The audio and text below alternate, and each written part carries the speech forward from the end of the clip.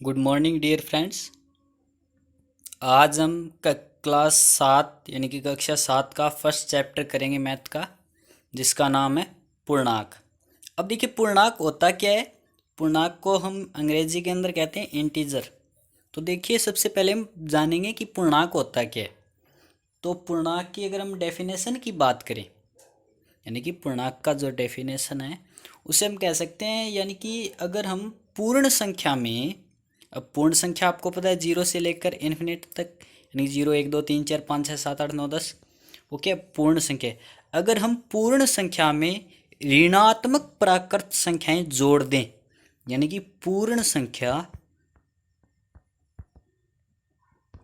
के अंदर हम क्या जोड़ दें, ऋणात्मक प्राकृत संख्या। क्या जोड़ दें, ऋणात्मक प्राकृत संख्या। प्राकृत संख्या आपको पता है, यानी कि 1 2 3 4 5 6 7 8 से लेकर अनंत तक। अब ऋणात्मक बोला है, ऋणात्मक का मतलब -1 -2 -3 -4 -5 -6, इस तरीके से माइनस अनंत तक उनको और पूर्ण संख्या को अगर हम जोड़ दें तो क्या बनता है, पूर्णांक बनता है। देखो पूर्ण प्लस अंक, सभी अंकों को, यानी कि सारे के सारे जितने भी अंक है, सभी के सभी अंक अगर बात करें, वो सारे के सारे अंक क्या है, पूर्णांक है, नंबर है, संख्या है। ओके, पूर्णांक संख्याएं हैं।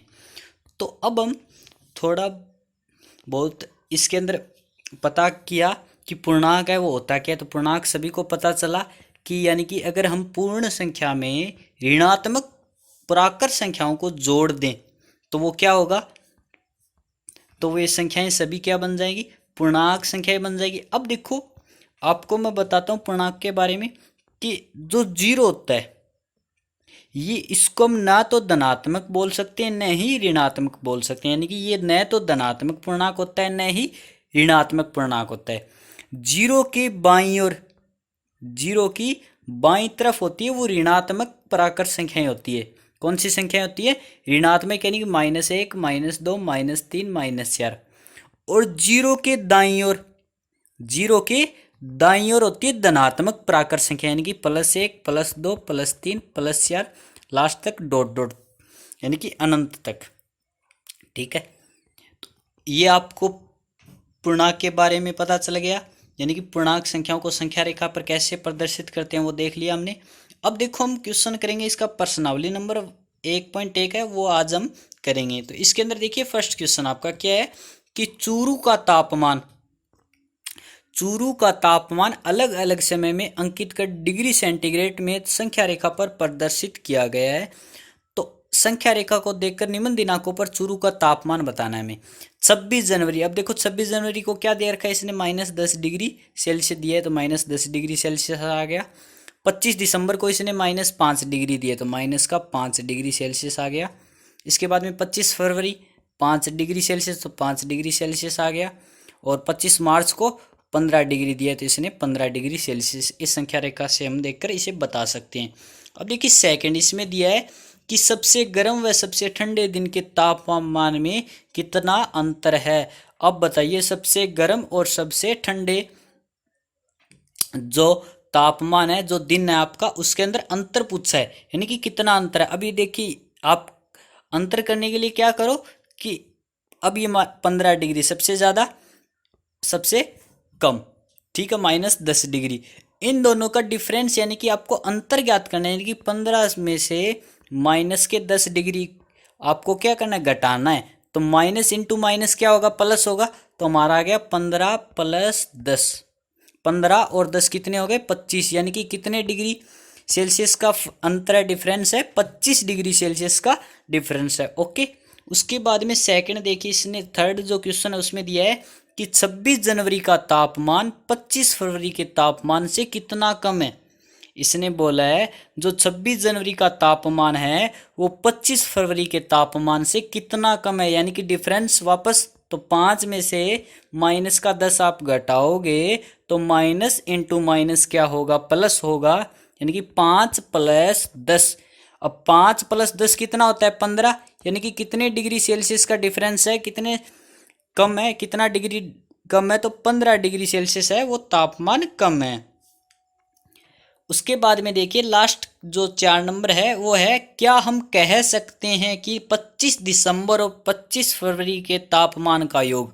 इसने बोला है कि 25 दिसंबर और 25 फरवरी के तापमान का योग, तो दोनों का योग क्या आएगा, 0 आएगा। -5 से +5 कैंसिल हो गया, आपका योग कितना है, 0। 26 जनवरी के तापमान से अधिक है। 26 जनवरी का तापमान क्या है, -10। -10 से तो बड़ा ही है 0, तो यानी कि ये बात हम कह सकते हैं कि 25 दिसंबर और 25 फरवरी के तापमान का योग 26 जनवरी के तापमान से अधिक है, यानी कि ये बात सत्य है। ओके, तो आपका फर्स्ट जो क्वेश्चन है वो भी कंप्लीट है। अब देखो सेकंड जो क्वेश्चन है वो करेंगे हम। सेकंड जो क्वेश्चन है इसने दिया है, शीला डाकघर में 5,000 रुपये जमा कराती है। ये बोला कि शीला डाकघर के अंदर कितने रुपए जमा करवाती है, 5,000 है वो जमा करवाती है। एक महीने बाद 3700 रुपये निकाल लेती है, यानी कि एक महीने के बाद उसने कितनी राशि निकाल ली, 3700 रुपये बैंक से निकाली, यानी कि डाकघर से निकाली है। यदि निकाली हुई राशि को हम ऋणात्मक संख्या के रूप में, यदि निकाली हुई राशि को अगर ये ऋणात्मक संख्या के रूप में लिखी जाए तो जमा की गई राशि को हम किस रूप में लिखेंगे, किस रूप में निरूपित करेंगे, धनात्मक। यानी कि अपना आंसर क्या होगा, धनात्मक, यानी कि जमा करवाना धनात्मक संख्या के रूप में होगा, निकालना अगर ऋणात्मक है तो जमा करवाना क्या होगा, धनात्मक होगा। और निकासी के पश्चात, निकासी का मतलब है निकालने के पश्चात उसके राशि जो खाते में बकाया राशि कितनी रही। तो देखो उसने कितने हजार रुपये जमा करवाए थे, 5,000, उसमें से उसने 3700 रुपये निकाली है, यानी कि बाकी बचे कितने हुए, 5,000 में से हम 3700 क्या करेंगे, घटाएंगे, यानी कि आपका आंसर है वो आ जाएगा 1300 रुपये। यानी कि उसकी जो डाकघर है, डाकघर के अंदर कितने रुपये शेष बचेंगे खाते के अंदर, 1300 रुपये। तो आपका जो सेकंड क्वेश्चन है उसका आंसर कितना आएगा, 1300। ओके, अब देखो हम करेंगे थर्ड क्वेश्चन। थर्ड क्वेश्चन में दिया है कि हल कीजिए, आपको हल करना है, -4 + -3। तो इसके अंदर देखो आपको थोड़ा सा मैं चिन्ह के बारे में बता देता हूँ कि आप हमेशा याद रखना, जब दो सेम चिन्ह हो, अगर उन दोनों का आपस में आप गुणा करते हो, आप आपस में क्या करते हो, गुणा करते हो, तो हमेशा आंसर प्लस में ही आएगा। आंसर किस में आएगा, प्लस में आएगा। यानी कि प्लस को प्लस से गुणा करोगे तभी प्लस आएगा, और माइनस को माइनस से गुणा करोगे तब भी क्या आएगा, प्लस आएगा। याद आपको बस इतना रखना है, अगर सेम चिन्ह हो और आपस में गुणा कर रहे हो तो आंसर किस में आएगा, प्लस में आएगा। ओके, और अगर अलग अलग चिन्ह का मतलब है आपका एक माइनस का है और एक प्लस का है, या फिर स्टार्टिंग वाला प्लस का है और सेकंड नंबर है वो माइनस का है, अलग अलग चिन्ह हो तो हमेशा आंसर है वो माइनस के ही अंदर आएगा। तो बस आपको इतना ही याद रखना है, या आपको ये मतलब नहीं है कि पहला नंबर माइनस में से दूसरा नंबर प्लस में है, ये कुछ भी याद नहीं रखना है। बस इतना दिमाग में रख लीजिए कि अगर सेम चिन्ह हो तो आंसर प्लस में आएगा, अगर अलग अलग चिन्ह है तो माइनस में आएगा। ओके, तो देखिए ये देख रहे हैं, -4 + -3। पहले हम चिन्हों की आपस में गुणा कराएंगे, यानी कि प्लस को माइनस से गुणा कराएंगे। अब देखो अलग अलग चिन्ह है और अलग अलग चिन्हों की जब आप आपस में गुणा कराओगे तो आंसर किस में आएगा, माइनस में, यानी कि आपका आ गया -4 -3। अब बात रही जोड़ने और घटाने की, तो जोड़ने और घटाने में मैं बता दूं आपको, अगर दोनों सेम चिन्ह हो तो हमेशा जोड़ होगा, अगर दोनों सेम चिन्ह हो तो हमेशा क्या होगा, जोड़ होगा। और जो आंसर है, जो आपका आंसर है वो भी किस में आएगा, जो आपको चिन्ह दिया है, यानी कि 4 और 3 कितने हो गए, 7 हो गए। अब बात रही आंसर की, तो आपको चिन्ह किसका दिया हुआ है, माइनस का दिया हुआ है, तो आपका आंसर भी क्या आएगा, -7 आएगा। ओके, और अगर अलग अलग चिन्ह हो, यानी कि प्लस का 4 है और माइनस का 3 है, जब अलग अलग चिन्ह हो तो हमेशा घटाव होगा, हमेशा क्या होगा, घटाव होगा। और चिन्ह कौन सा आएगा, जो बड़ी संख्या के आगे, यानी कि 4 में से 3 घटाया 1, और बड़ी संख्या हमारी क्या है, 4, और 4 के आगे चिन्ह किसका है, प्लस का, तो आंसर किस में आएगा, प्लस का 1 आएगा। ओके, अब देखो इसके अंदर सेकंड इसमें दिया है 15 - 8 + -9। पहले तो प्लस और माइनस आ गया, इन दोनों की हम क्या करेंगे, मल्टीप्लाई चिन्हों की, तो आपका आएगा 15 - 8 -9। तो पहले हम देखते हैं -8 और -9 दोनों जुड़ जाएंगे, माइनस के कितने हो गए 17 हो गए। ओके, क्योंकि सेम चिन्ह है, हमें पता है सेम चिन्ह का जोड़ होता है और चिन्ह भी वो ही आएगा। तो देखिए अब हमारा क्या है, अलग अलग चिन्ह, अलग अलग चिन्ह है तो बड़ी संख्या में से छोटी संख्या को घटाएंगे। 17 में से 15 गए, कितने बचे आपके पास 2 बचे। अब चिन्ह किसका आएगा, बड़ी संख्या। देखिए बड़ी संख्या हमारे पास क्या है, इसमें 17 है। अब 17 के आगे चिन्ह किसका है, माइनस का, तो आंसर क्या आएगा हमारा -2 आ गया आंसर। ओके, ये आपका इस क्वेश्चन का आंसर हो गया। उसके बाद में जितने भी इसके थर्ड फोर्थ और फिफ्थ है ये आप अपने आप करोगे, इसी टाइप से होगा। उसके बाद देखिए जो 4 नंबर क्वेश्चन है वो, निम्न कथनों में बॉक्स में उपयुक्त चिन्ह greater than less than equal लगाइए। यानी कि जो संख्या बड़ी है उस तरफ आप मुंह खुला रखिए। यानी कि अब देखो, अगर आपका ये बड़ा है तो इस साइड वाला आ जाएगा, अगर ये बड़ा है तो इस साइड वाला आ जाएगा। ओके, और अगर दोनों बराबर है तो बराबर का चिन्ह आ जाएगा। अब देखो करोगे कैसे, पहले इन दोनों को आप हल करोगे। यानी कि देखो दोनों प्लस के हैं, 11 और 5 दोनों प्लस के, तो दोनों को ऐड किया हमने, कितना आया 16 आ गया। और प्लस के 16 माइनस के 14, अब दोनों अलग अलग चिन्ह है तो घटाएंगे। 16 में से 14 गया 2, किसका आएगा प्लस का, इस साइड वाले का प्लस, इस साइड वाले को और देख लीजिए। 11 और 5 दोनों 16 हो गए, माइनस के होंगे क्योंकि माइनस की संख्या है। और प्लस का क्या है आपके पास 14 है। अब 16 में से 14 गया 2, लेकिन अब की बार किस में आएगा, माइनस में आएगा, क्योंकि माइनस की संख्या बड़ी है। तो अब बताइए प्लस का 2 बड़ा होता है या माइनस का 2, तो आपको हमेशा पता है, हमेशा से ही पता है कि जो संख्या प्लस में होगी वो ही बड़ी होगी, और जितनी बड़ी होगी उतनी ही हम बड़ी कह सकते हैं। यानी प्लस का 5 और प्लस का 7, इन दोनों में से बड़ा कौन होगा, प्लस का 7 होगा। यानी कि जो जितना पॉजिटिव धनात्मक नंबर है वो उतना ही बड़ा होता है। अब प्लस का 2 है, इधर माइनस का 2 है, तो बड़ा कौन होगा, प्लस का 2। यानी कि आंसर क्या आएगा, चिन्ह किसके पास, यानी कि जो निशान है मुंह खुला किसके पास, बड़े नंबर के पास, तो हमने ये लगा दिया। उसके बाद सेकंड, इसमें क्या दिया है, सेकंड दिया है 30। पहले निशान चिन्हों की आप मल्टीप्लाई कीजिए, 30 plus into minus -5 plus into minus -8, 8 और 5 कितने हो गए 13। अब 30 में से 13 गए, कितने आए आपके पास 17, और प्लस के 17 आ गए। अब सेकंड साइड वाले को देखिए, 8 और 5 माइनस के 13 हो गए, प्लस के 30, 30 में से 13 गए 17, ये भी प्लस का, दोनों नंबर क्या है सेम है, प्लस के 17 प्लस के 17, तो बराबर।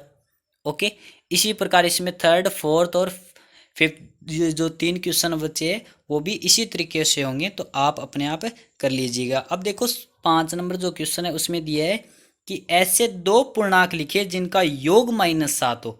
आप कोई भी 2 पूर्णांक लिख सकते हैं अपनी मर्जी से कि उनका योग कितना होना चाहिए, -7 होना चाहिए। मैंने लिख दिया -5 और -2, मैंने लिख दिया -4 -3, मैंने लिख दिया 0 -7, मैंने लिख दिया 8 माइनस का और प्लस का 1। आप कोई भी 2 ऐसे पूर्णांक लिख सकते हो जिनका योग -7 आ रहा हो। ओके, अंतर 4 हो। अब अंतर वाला तो बिल्कुल ईजी है, कोई भी 2 ऐसे नंबर लिख दो, कोई भी 2 संख्या लिख दो जिसका घटाव 4 आ रहा है, तो 5 में से अगर 1 घटाएंगे तो 4 आएगा, यानी कि 5 और 1। ओके, 10 में से 6 घटाओ, 10 और 6। ठीक, कोई भी 2 नंबर लिखो जिसका अंतर 4 हो। योग 0, योग का मतलब 1 प्लस का होगा, वही नंबर आप माइनस में लीजिए, यानी कि प्लस का 5 और माइनस का 5। ओके, आपके ये 2 पूर्णांक आ गए। अंतर -2, यानी कि अंतर का मतलब है जो एक पूर्णांक लोगे वो ऋणात्मक के अंदर बड़ा होना चाहिए और धनात्मक वाला छोटा, यानी कि आप लिख सकते हो -3 प्लस का 1, दोनों का अंतर देखो -2 ही होगा। उसके बाद में 6 नंबर है रिक्त स्थानों की पूर्ति कीजिए। आपको रिक्त स्थानों की पूर्ति करनी है, तो LHS साइड देखिए, LHS साइड क्या -3 + 5 बराबर RHS साइड क्या 5 प्लस क्या नहीं है, -3 नहीं है, तो आप क्या लिख दोगे -3। ओके, सेकंड में हम देखते हैं 17 प्लस खाली स्थान बराबर 17, यानी कि 17 के अंदर क्या जोड़े 17 आएगा, तो सभी को पता है 0 ही जोड़ेंगे, किसी भी नंबर में 0 जोड़ने पर ही वही नंबर आता है। उसके बाद थर्ड नंबर है कि कोई नंबर के अंदर क्या ऐड करें, -5 के अंदर हम क्या जोड़ें कि 0 आएगा, तो प्लस के 5 जोड़ना पड़ेगा, यानी कि 5 के अंदर माइनस का 5 जोड़ोगे तभी 0 आएगा। उसके बाद में देखिए -11 -12 4, -11 -12 आपका क्या नंबर रह गया, प्लस का 4 रह गया, तो एक स्थान में क्या आएगा, प्लस का 4। ओके, अब देखिए जो 7 नंबर क्वेश्चन है वो लास्ट एंड फाइनल क्वेश्चन बचा है 1.1 का। तो ये देखिए इसमें क्या बोला है, नीचे पूर्णांकों के कुछ गुणधर्म एवं उनके उदाहरण आपको दिए जा रहे हैं। उदाहरणों को सही गुणधर्म से मिलान कीजिए, आपको सही गुणधर्मों से मिलान करना है। तो देखिए इसके अंदर सबसे पहले इसने दिया है a+b+c बराबर a+b+c, यानी कि कोई भी अगर 3 नंबरों का आप जोड़ कर रहे हो तो a, b और c, ठीक है। तो देखो या तो आप पहले दोनों नंबरों को जोड़ दो या बाद में तीसरे वाले को जोड़ लेना, या फिर लास्ट दो नंबर है उनको जोड़ो, लास्ट में हम पहले वाले को जोड़ लेंगे, या फिर पहले और लास्ट वाले को जोड़ लीजिए आप, बाद में बीच वाले को जोड़ लो। तो अगर ऐसा जो नियम होता है उसे हम कहते हैं साहचर्य गुणधर्म। ओके, यानी कि साहचर्य गुणधर्म के अंदर कोई भी 2 नंबर पहले जोड़ लो और बाकी बचा है वो तीसरा बाद में हम जोड़ सकते हैं।